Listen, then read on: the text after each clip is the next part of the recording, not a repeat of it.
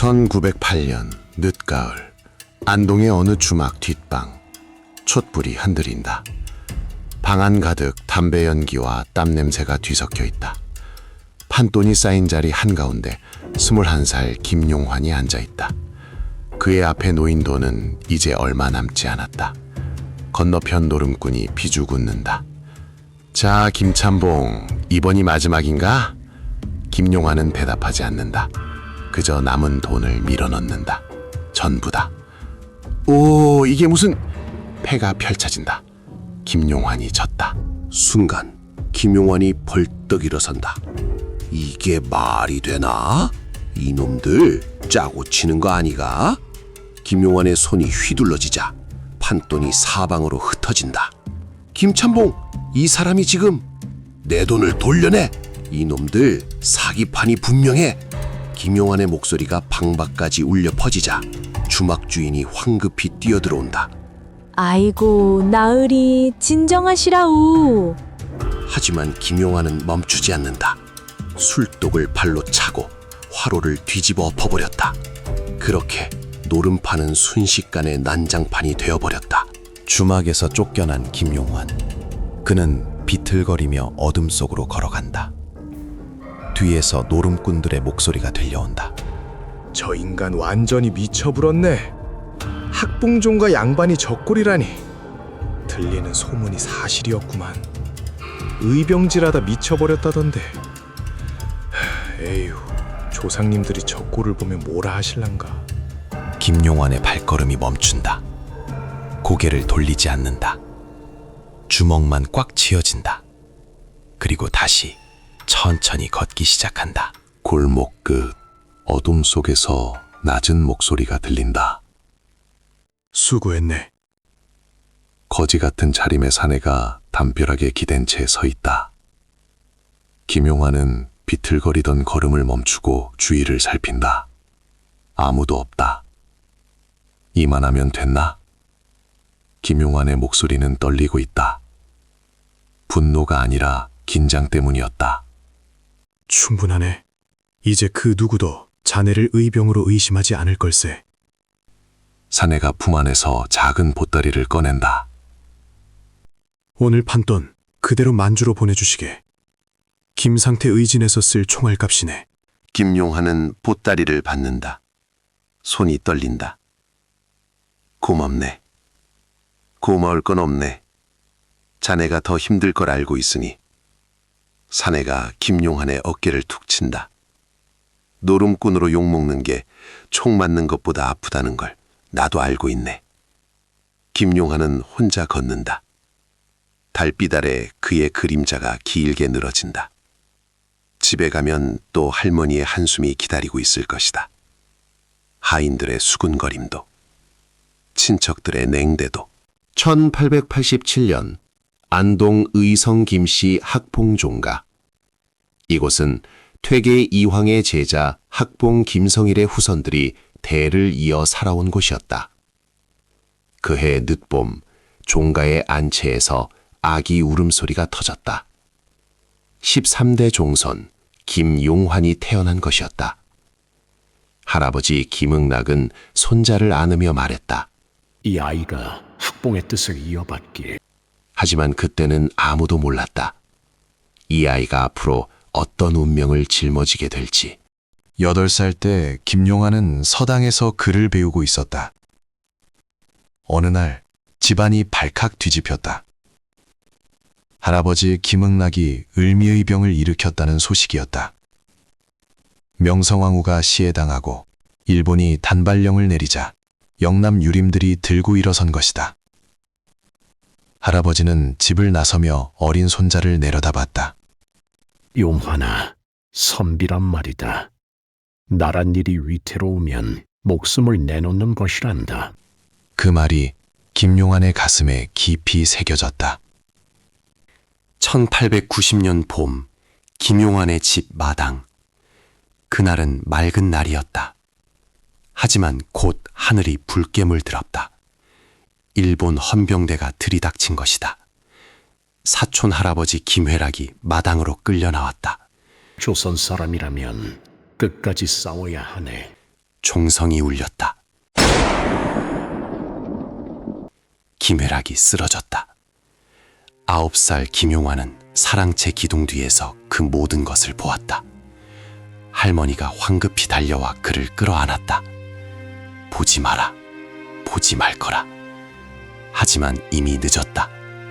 김용환의 눈에는 피로 물든 마당이 선명했다. 그날 밤 김용환은 잠들지 못했다. 할아버지의 말이 귓가에 맴돌았다. 용환아, 선비란 말이다. 나란 일이 위태로우면 목숨을 내놓는 것이란다. 그리고 사촌 할아버지의 마지막 외침. 조선 사람이라면 끝까지 싸워야 하네. 어린 김용환은 그날 결심했다. 언젠가 자신도 나라를 위해 무언가를 해야겠다고. 비록 그것이 어떤 방식이 될지는 아직 몰랐지만 그는 주먹을 꽉 쥐었다. 작은 손이었지만 그 안에는 이미 큰 뜻이 담겨 있었다. 1905년 20살이 된 김용환. 그해 일본은 을사조약을 강제로 체결했다. 전국 각지에서 의병이 일어났고 그때 김용환도 결심했다. 할아버지처럼, 사촌 할아버지처럼 나라를 위해 싸우겠다고. 1907년 그는 의병장 이강년의 진영에 합류한다. 총을 들고 산속을 누비며 일본군과 맞서 싸웠다. 하지만 현실은 너무나도 가혹했다. 의병은 무기도 부족했고 식량도 매번 바닥이 나기 일쑤였다. 그 무엇보다 돈이 없었다. 23. 김용환은 체포되었다. 일본 경찰의 신문실. 김용환, 네가 의병에 가담했다는 증거가 있다. 매질이 시작되었다. 하지만 김용환은 입을 열지 않았다. 3달 만에 풀려났다. 증거 불충분. 집으로 돌아온 김용환은 달라져 있었다. 온몸에 멍이 들었고 왼쪽 다리를 절었다. 그리고 그는 이상한 행동을 시작했다. 노름판에 나가기 시작한 것이다. 처음에는 작은 돈을 걸었다. 그리고 점점 더 큰 판으로 옮겨갔다. 1년 후 안동 일대에 소문이 퍼졌다. 학봉종과 김찬봉이 노름에 빠졌다더라. 의병질하다 정신이 나가버린 게 아니겠나. 친척들이 모여 대책회의를 열었다. 용환이를 말려야 하네. 큰집 어른이 김용환을 불렀다. 이게 무슨 짓인가? 선조님 얼굴에 먹칠하는 게냐? 김용환은 고개를 숙였다. 죄송합니다. 죄송하다는 말만 하고 또 노름판에 가지 않는가? 김용환은 아무 말도 하지 않았다. 변명할 수 없었다. 1910년 경술국치. 나라가 완전히 넘어갔다. 김용환은 더욱 깊은 노름판으로 빠져들었다. 땅을 팔기 시작했다. 처음에는 작은 땅을 팔았고 밭 몇 마지기, 논 몇 배미. 하지만 친척들이 다시 사주었다. 정신 차려라 용환아. 하지만 김용환은 또 그 땅을 팔았다. 이번에는 산을 팔았다. 사람들은 이제 혀를 차고 고개를 저으며 말했다. 저 인간 끝났어. 학봉종가가 저렇게 몰락하다니 에휴. 김용환은 그 말들을 들었다. 하지만 그는 멈추지 않았다. 1911년 여름, 김용환의 사랑채. 한밤중에 조용히 문을 두드리는 소리가 났다. 김용환이 문을 열자 거지 같은 차림의 사내가 서 있었다. 들어오시게 하인에게 밥상을 2개 차리라 명했다. 그 사내는 석주 이상용이었다. 임시정부 초대 국무령을 지낼 인물, 만주에서 독립운동을 이끌고 있었다. 용환, 자네가 하는 일을 잘 알고 있네. 이상용이 조용히 말했다. 고맙네. 자네가 보낸 돈으로 많은 이들이 살고 있네. 김용환은 고개를 저었다. 아닙니다. 저는 단지 제가 할 수 있는 일을 할 뿐입니다. 그 할 수 있는 일이 얼마나 큰 일인지 아는가. 이상용의 눈빛이 깊었다. 만주에는 총이 필요하네. 총알도 필요하고 식량도 필요하네. 그리고 무엇보다 돈이 필요하다네. 김용환은 조용히 끄덕였다. 제가 가진 것은 이 땅뿐입니다. 땅을 팔아서라도 보내겠습니다. 욕을 먹게 될 걸세. 괜찮습니다. 저는 이미 노름꾼입니다. 1912년 김용환에게 딸이 태어났다. 이름은 김후웅, 외동딸이었다. 아내는 딸을 안으며 남편을 걱정스레 바라봤다. 여보, 이제는 정말 그만두셔야 하지 않겠어요? 김용환은 갓난아기를 내려다봤다. 작고 연약한 생명. 이 아이에게 떳떳한 아버지가 되고 싶었다.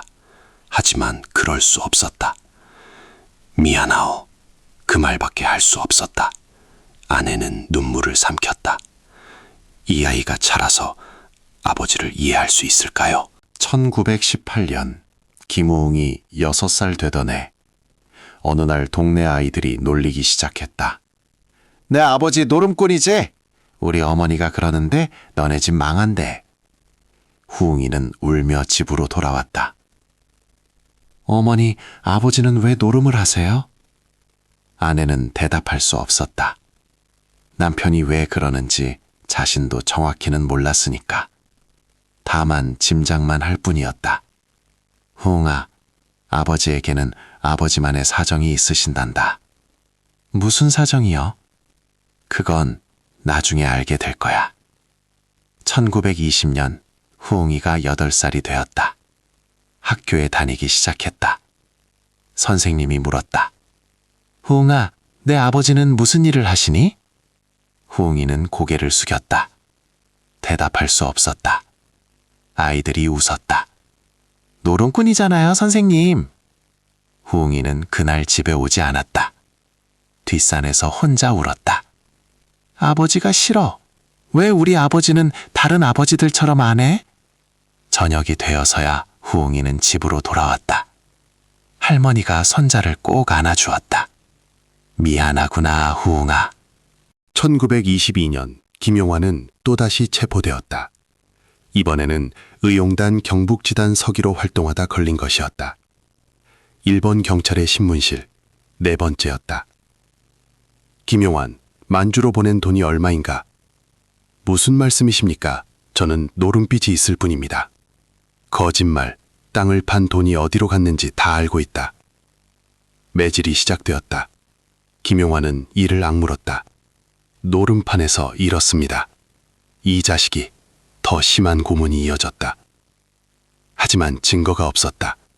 도박으로 잃은 돈은 추적할 수 없었습니까? 3달 만에 풀려났다. 집으로 돌아온 김용환은 더 이상 걸을 수 없었다. 두 다리가 성한 곳이 없었다. 딸 후웅이가 아버지를 보고 소스라쳤다. 아버지. 하지만 김용환은 딸을 제대로 안아줄 힘도 없었다. 그저 머리만 쓰다듬었다. 미안하구나. 후웅이는 이해할 수 없었다. 왜 아버지는 맞고 돌아오면서도 또 노름판에 가는 걸까? 왜 가족을 이렇게 힘들게 하는 걸까? 10살 아이가 이해하기엔 세상은 너무 복잡했다. 1925년 후웅이가 13살이 되었다. 혼처를 알아보기 시작했다. 청송서 씨 집안에서 혼인 제의가 들어왔다. 그 집안도 독립운동 가문이었다. 서필순 의사의 친척벌 되는 집이었다. 큰집 어른이 김용환을 불렀다. 용환아, 후웅이 문사가 정해졌다. 네, 감사합니다. 하지만 한 가지 부탁이 있네. 혼인 때까지는 제발 노름을 하지 말게. 김용환은 고개를 숙였다. 노력하겠습니다. 하지만 그 약속은 지켜질 수 없었다. 1928년 후웅이 16, 드디어 혼인날이 정해졌다. 시댁에서 예물과 함께 돈을 보내왔다. 신부 장롱을 사라 하는 뜻이었다. 당시로는 큰 돈이었다. 아내가 그 돈을 꼭 쥐었다. 여보, 이번만큼은 제발. 김용환은 고개를 끄덕였다.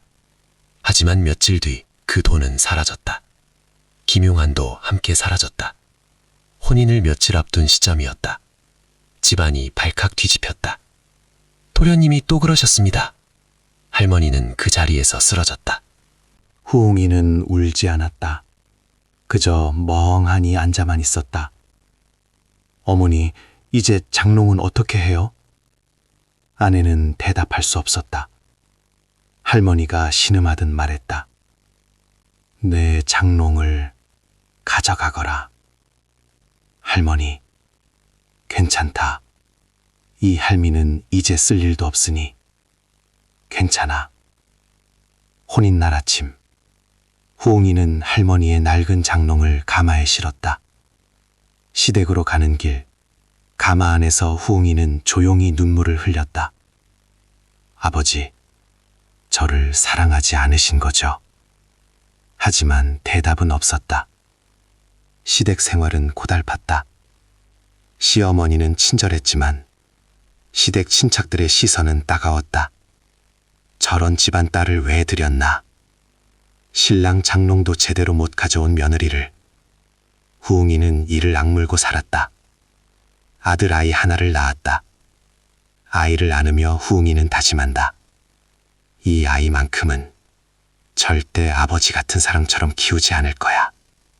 그렇게 세월이 흘러 친정 소식은 끊겼고 아버지 얼굴도 서서히 잊혀져 갔다. 1930년 어느 날 김용환의 집에 또 손님이 찾아왔다. 이번에는 의병장 하중환이었다. 을미의병 때부터 함께 싸운 동지였다. 용환, 오랜만이세. 어서 오십시오. 둘은 밤새 이야기를 나눴다. 만주 상황이 어떻습니까? 어렵네. 일본군의 탄압이 심해지고 있네. 김용환은 조용히 고개를 끄덕였다. 더 보내야겠군요. 용환, 자네 얼마나 더 버틸 수 있겠나? 하중환의 목소리가 떨렸다. 자네 때문에 많은 이들이 살고 있지만 자네 가족은 너무 힘들지 않은가? 김용환은 웃었다. 쓸쓸한 웃음이었다. 선비란 나란 일이 위태로우면 목숨을 내놓는 것이라 하지 않았습니까? 하지만 전 괜찮습니다. 총알 맞는 것보다는 낫습니다. 하중환은 더 이상 말하지 못했다. 김용환의 손을 꽉 잡았다. 고맙네. 자네의 희생을 역사는 기억할 것에. 기억하지 않아도 됩니다. 저는 그저 제 할 일을 할 뿐입니다. 하중환이 떠난 후 김용환은 혼자 앉아 있었다. 창밖으로 달빛이 들어왔다. 외롭지 않다면 거짓말이었다. 1931년 만주사변이 일어났다. 일본의 침략이 본격화되었다. 독립군의 활동은 더욱 어려워졌다. 돈이 더 필요했다. 김용환은 마지막 남은 땅까지 팔기 시작했다. 종가의 논을 팔고 종가의 밭을 팔았다. 그리고 종가의 산을 팔았다. 친척들이 더 이상 참지 못하고 찾아왔다. 이놈 이제 그만두게. 자네 정말 미쳤나? 죄송합니다. 죄송하다는 말로 다 되는가? 선조님 재산은 어디서 지내려고 이러나? 김용환은 고개를 숙인 채 대답하지 않았다. 문중회의가 열렸다. 김용환을 종선에서 패출해야 합니다. 그 정도까지? 종가가 망하고 있습니다. 이대로 가다간 조상님 제사도 못 지냅니다. 큰 집 어른이 손을 들어 말렸다. 잠깐만 기다려보세. 그 어른은 알고 있었다. 김용환이 왜 그러는지. 어렴풋이나마 짐작하고 있었다. 딱 한 달만 더 기다려봅시다. 하지만 다른 친척들은 이해할 수 없었다. 어르신, 더 기다리면 정말 아무것도 안 남습니다. 결국 결론은 나지 않았다. 다만 김용환을 멀리하기로 했다. 1933년 일본 경찰이 김용환의 집을 급습했다.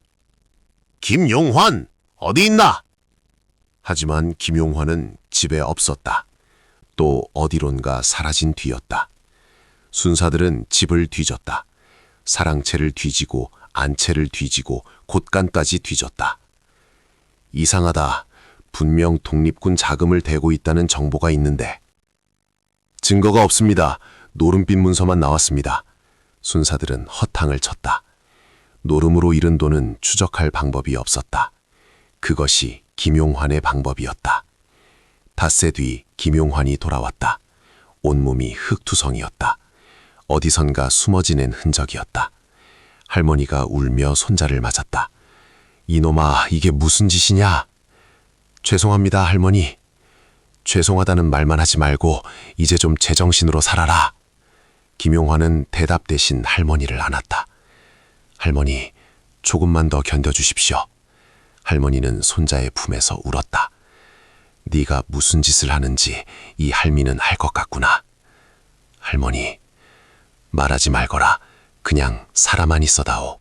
1934년 일본 경찰의 감시가 더욱 심해졌다. 김용환의 집 앞에는 늘 순사가 지키고 있었다.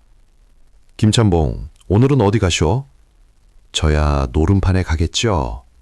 하하, 그래도 매번 지시니 답답하시겠어. 김용환은 씁쓸하게 웃었다. 뭐, 제 팔자지요. 순사는 고개를 저으며 길을 비켜줬다. 김용환은 비틀거리며 걸어갔다. 뒤에서 순사가 중얼거렸다. 저런 인간이 독립운동? 말도 안 돼? 김용환은 그 말을 듣고 안도했다. 완벽한 위장이었다. 하지만 그날 김용환은 노름판에 가지 않았다. 뒷골목으로 빠져 산길로 향했다. 거기서 한 사람을 만났다. 만주에서 온 연락책이었다. 요즘 감시가 심해졌다던데? 괜찮습니다. 저를 의심하는 사람은 없습니다. 고맙네. 이번 달 군자금이 절실하네. 김용환은 푸간에서 문서를 꺼냈다. 마지막 남은 땅의 매매 문서였다. 이걸로 얼마나 될지. 충분하네. 자네 덕분에 많은 이들이 살고 있네. 둘은 악수를 나눴다. 그리고 각자의 길로 사라졌다. 1935년 김용환의 재산은 거의 사라졌다. 현재 시가로 300억 원, 18만 평의 땅, 모두 노름칸에서 사라졌다는 것이 세상 사람들의 생각이었다. 하지만 진실은 달랐다. 그 돈은 만주로 갔다. 독립군의 총알이 되고 식량이 되고 은신처가 되었다. 김용환은 이제 빈털털이었다. 학봉종가의 명예도 사라졌다. 사람들은 그를 조선 최악의 파라코라 불렀다. 그 말이 틀렸다고 할 수 없었다. 그는 정말 모든 것을 잃었으니까. 딸 후웅이는 시댁에서 고개를 들지 못했다. 시댁 식구들이 수군댔다. 저런 아버지를 둬서 정말 딱하네. 장롱도 제대로 못 가져왔잖아. 후웅이는 이를 악물고 살았다. 하지만 마음속으로는 늘 아버지를 원망했다. 왜 저러실까? 왜 우리를 이렇게 힘들게 하실까? 어느 날 시어머니가 조용히 말했다. 후웅아, 네 아버지는 어쩌면 우리가 모르는 무언가를 하고 계실지도 모른단다. 어머니, 무슨 말씀이세요? 우리 집안도 독립운동 가문이었단다. 그러니 혹시 네 아버지도. 하지만 후웅이는 믿을 수 없었다. 1937년 할머니가 돌아가셨다. 임종 자리에 김용환이 없었다. 또 어디론가 사라진 뒤였다. 장례식에도 나타나지 않았다. 친척들은 분노했다. 이런 불효자식이 어디 있나? 종손 자격이 없다.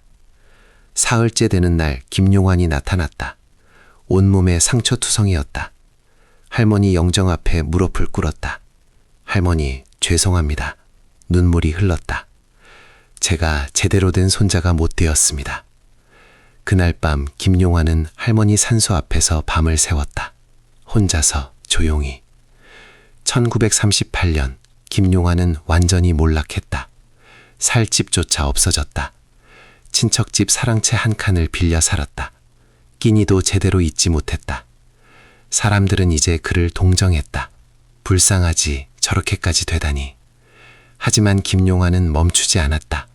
여전히 만주로 돈을 보냈다. 이제는 친척들에게 빌려서라도 보냈다. 용하라, 이게 마지막이다. 더 이상은 못 빌려준다. 감사합니다. 곧 갚겠습니다. 하지만 갚을 방법은 없었다. 그는 알고 있었다. 이제 정말 끝이라는 것을. 1940년 일제의 탄압이 크게 달했다.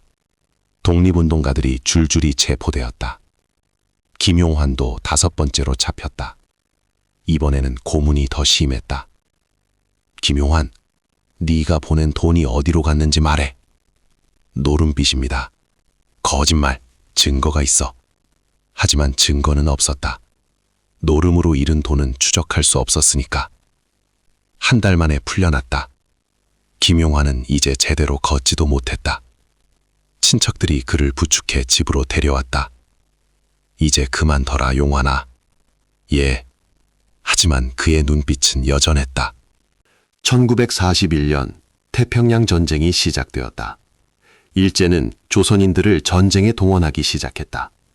젊은이들이 징용으로 끌려갔다. 김용환은 나이가 많아 징용은 면했다. 하지만 몸은 이미 망가져 있었다. 5번의 고문 후유증이었다. 기침을 자주 했다. 밤에는 식은땀을 흘렸고 친척들이 걱정했다. 용환이 몸이 안 좋은 것 같네. 하지만 김용환은 병원에 가지 않았다. 돈이 없기도 했지만 그럴 여유가 없었다. 여전히 만주 소식을 기다리고 있었으니까. 1943년 김용환의 병이 깊어졌다. 폐병이었다. 피를 토하기 시작했다. 이제 일어날 수조차 없었다. 병석에 누워 지냈다.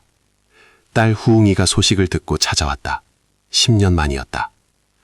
아버지. 후웅이는 아버지의 초라한 모습에 충격을 받았다. 한때는 학봉종가의 종손이었던 사람, 이제는 뼈만 앙상한 병자가 되어 있었다. 아버지, 왜 이렇게 되셨어요? 김용환은 딸의 손을 잡았다. 미안하구나, 후웅아. 아버지는 정말 노름을 하신 건가요? 김용환은 대답하지 않았다. 그저 딸의 손을 쓰다듬을 뿐이었다. 후웅아, 나를 용서하지 못해도 괜찮다. 아버지, 나는 나쁜 아버지였으니까. 후웅이는 눈물을 흘렸다. 아버지, 저는 아버지를 이해할 수 없어요. 그래도 괜찮다. 김용환의 목소리는 약했다. 네가 평안하게 살아주기만 하면 된다. 아버지. 하지만 김용환은 더 이상 말하지 않았다. 눈을 감았다. 후웅이는 아버지의 손을 붙잡고 울었다. 그날 후웅이는 아버지 곁에 머물렀다. 비록 이해할 수는 없어도 아버지였으니까. 1945년 8월 15일 해방이 왔다. 거리는 만세 소리로 들끓었다. 대한독립 만세! 사람들은 울고 웃으며 거리로 쏟아져 나왔다. 하지만 김용환의 방은 조용했다. 그는 병석에 누운 채 창밖을 바라보고 있었다. 드디어 끝났구나. 눈물이 흘렀다. 친구 하중환이 찾아왔다. 용환, 해방이다. 해방이야. 알고 있네. 이제는 말해도 되지 않겠나. 자네가 한 일을. 김용환은 고개를 저었다. 선비로서 마땅히 할 일을 했을 뿐이네. 하지만 이제 와서 영웅 행세 따위 하고 싶지 않네. 하중환은 더 이상 말하지 못했다. 김용환의 고집을 알았으니까. 그래, 그게 자네답긴 하지. 둘은 손을 맞잡았다. 고생 많았네, 용환. 자네도. 하중환이 떠난 후 김용환은 혼자 남았다. 창밖에서는 여전히 만세 소리가 들렸다. 김용환은 조용히 미소 지었다. 이제 쉬어도 되겠지. 그는 눈을 감았다. 평안한 얼굴이었다. 1940년 봄, 김용환은 세상을 떠났다. 장례식은 초라했다. 친척 몇 명과 옛 친구들만 참석했다. 딸 후흥이도 왔다. 관 앞에 서서 그녀는 아버지를 바라봤다. 아버지는 결국 끝까지 말씀하지 않으셨네요. 장례를 치르고 아버지의 물건을 정리했다. 거의 남은 것이 없었다. 낡은 주판 하나, 진공관 라디오 하나, 그리고 화로에 태워진 편지들의 채. 후응이는 주판을 만지작거렸다. 이걸로 뭘 계산하셨던 걸까요, 아버지? 대답은 없었다. 장례 후 며칠 뒤 하중환이 후웅이를 찾아왔다. 후웅 씨, 아버님에 대해 할 말이 있습니다. 네? 말씀하세요. 하중환은 조심스럽게 입을 열었다. 아버님은 노름꾼이 아니었습니다. 네? 아버님은 독립운동가였습니다. 후웅이는 믿을 수 없었다. 무슨 말씀이세요? 아버지는 평생 그렇게 보이도록 하신 겁니다. 일본 경찰의 감시를 피하기 위해서. 하중화는 천천히 설명했다. 땅을 판 돈이 어디로 갔는지, 왜 노름꾼 행세를 했는지. 후웅이는 손이 떨렸다. 그럼 아버지는 네, 평생을 나라를 위해 싸우신 겁니다. 다만 총을 드는 대신 돈을 보내셨던 거죠. 후웅이는 그 자리에 주저앉았다. 그럼 제가 아버지를 오해한 건가요? 아버님은 오해받는 걸 감수하셨습니다. 그게 더 안전하니까요. 아버지. 후웅이는 울었다. 평생을 원망했던 아버지. 그 아버지가 사실은 영웅이었다는 것을. 왜 말씀하지 않으셨어요? 왜? 하중아는 조용히 그녀의 어깨를 두드렸다. 아버님은 영웅으로 기억되길 원치 않으셨습니다. 그저 할 일을 하셨을 뿐이라고 말씀하셨어요. 세월이 흘러 후웅이 나이도 7순을 넘겼다. 건강이 나빠져 당뇨병과 고혈압이 왔다. 1980년대 정부에서 독립운동가 발굴 작업을 시작했다. 후웅이는 노년의 몸으로 용기를 내어 신청서를 냈다. 아버지 김용환은 독립운동가였습니다. 하지만 자료가 부족했다. 죄송합니다. 명확한 증거가 없으면 인정하기 어렵습니다. 후웅이는 낙담했다. 아버지, 이렇게까지 철저히 감추셨던 건가요? 며칠 후 옛 독립운동가 후손들이 증언을 해주었다. 김용환 선생은 분명히 독립운동에 헌신하셨습니다. 제 아버지께서 그분 덕분에 살았다고 하셨습니다. 조금씩 증거가 모였다. 1990년 후웅이는 8순을 맞았다. 자식들이 잔치를 열어주었다. 그날 후웅이는 아버지 사진을 꺼내봤다. 유일하게 남은 흑백 사진 한 장. 젊은 시절 아버지의 모습이었다. 아버지, 저는 평생 아버지를 오해했어요. 사진 속 아버지는 웃고 있었다. 후웅이도 눈물을 흘리며 웃었다. 이제야 아버지를 이해할 것 같아요. 그날 밤 후웅이는 편지를 쓰기 시작했다. 아버지에게 전하지 못했던 마음을. 1995년 여름 호웅이에게 전화가 걸려왔다. 정부에서였다. 김용환 선생님께서 건국 훈장 애족장을 가드십니다. 순간 전화기를 떨어뜨릴 뻔했다. 정말입니까? 네, 8월 15일 광복절에 수여식이 있습니다. 전화를 끊고 호웅이는 한참을 멍하니 앉아 있었다. 그리고 눈물이 터져 나왔다. 아버지. 50년을 기다렸다. 아버지가 인정받기를, 아버지가 영웅으로 기억되기를. 이제야 그날이 온 것이다. 광복절 수여식장. 80세의 후옹이가 대신 단상에 올랐다. 태극기가 휘날렸다. 애국가가 울려 퍼졌다. 건국훈장 애족장 고 김용환 선생. 훈장을 받아든 순간 후옹이는 울음을 참을 수 없었다. 아버지, 이제야 모두가 알게 되었어요. 기자들이 질문했다. 어떤 심정이십니까? 후옹이는 떨리는 목소리로 대답했다. 그러면 그렇지, 우리 아버지라면 그랬겠지. 그 말에는 50년의 한이 담겨 있었다. 50년의 오해가, 그리고 50년의 그리움이. 수요식 후 후웅이는 아버지 산소를 찾았다. 훈장을 들고 무릎을 꿇었다. 아버지, 가져왔어요. 아버지의 훈장을요. 묘비는 말이 없었다. 아버지는 평생 저를 속이셨어요. 노름꾼인 척하시면서 눈물이 흘렀다. 하지만 이제 알아요. 아버지가 얼마나 외로우셨을지, 얼마나 힘드셨을지. 바람이 불었다. 마치 아버지가 대답하는 것 같았다. 죄송해요, 아버지. 평생 아버지를 오해해서, 원망해서. 후웅이는 한참을 그 자리에 앉아 있었다. 집으로 돌아와 후웅이는 책상 앞에 앉았다. 펜을 들었다. 떨리는 손으로 제목을 썼다. 우리 아베 참복 나으리. 그리고 편지를 쓰기 시작했다. 아베, 이제야 저는 알았습니다.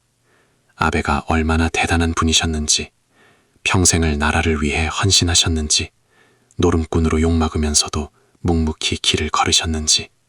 편지는 길어졌다. 말하지 못했던 모든 것들을, 오해했던 모든 순간들을, 그리고 사랑했던 모든 기억들을. 아베, 이제야 저는 알았습니다.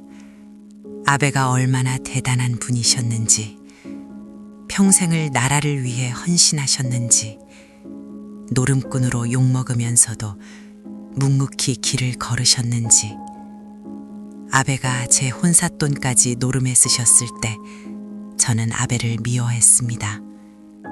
할머니의 낡은 장롱을 싣고 시집갈 때 저는 평생 아베를 용서하지 않으리라 다짐했습니다.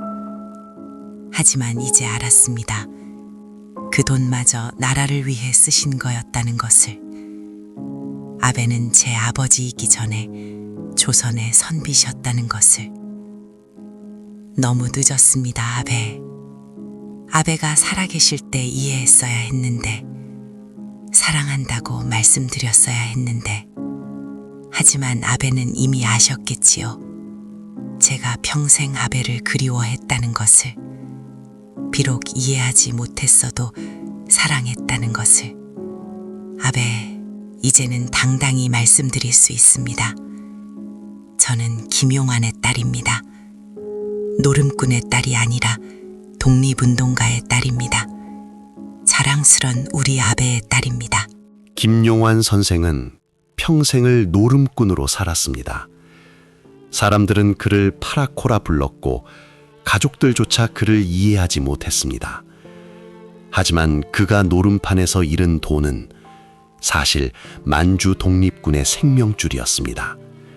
그가 욕먹으며 판 땅은 조국 광복의 밑거름이었습니다. 그는 영웅이 되고 싶지 않았습니다. 단지 선비로서 할기를 했을 뿐이라고 했습니다.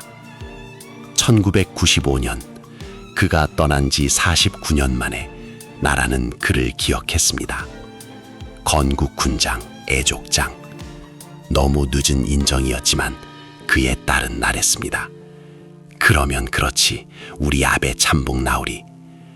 역사는 깨끗한 사람만으로 이루어지지 않습니다. 어떤 이는 총을 들고 어떤 이는 펜을 들었습니다. 김용환 선생은 노름판에 앉았습니다. 그것이 그가 나라를 사랑한 방식이었습니다. 오해받아도 욕먹어도 딸에게 미움받아도 그는 묵묵히 자신의 길을 걸었습니다. 오늘 우리가 누리는 이 자유, 그 뒤에는 김용환 같은 사람들이 있었습니다. 이름 없이, 빛 없이 조용히 사라져간 사람들. 우리는 그들을 기억해야 합니다. 이것이 오래된 역사가 아니라 오늘 우리의 이야기이기 때문입니다.